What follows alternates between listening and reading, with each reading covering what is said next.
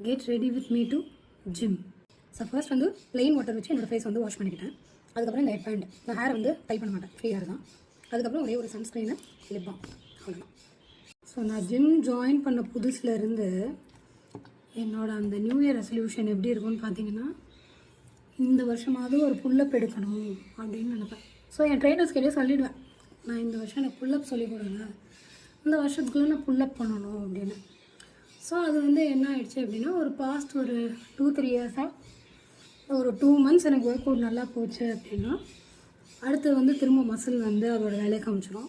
திரும்ப physio treatment போகணும், திரும்ப ரீஹேப் பண்ணிவிட்டு திரும்ப ஃபஸ்ட்லேருந்து ஒர்க் அவுட் ஸ்டார்ட் பண்ணணும். ஸோ இப்படியே தான் போயிட்டுருக்கு.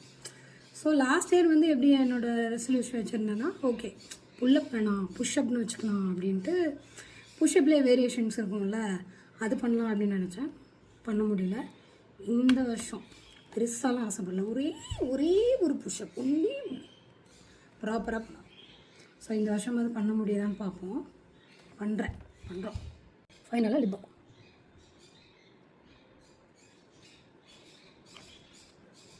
அப்புறம் உங்களுக்கு வேணும் அப்படின்னா நீங்கள் வந்து உங்கள் கைக்கு மட்டும் இன்னொரு சன்ஸ்க்ரீன் போட்டுக்கலாம். ஸோ அவ்வளோதான். பை.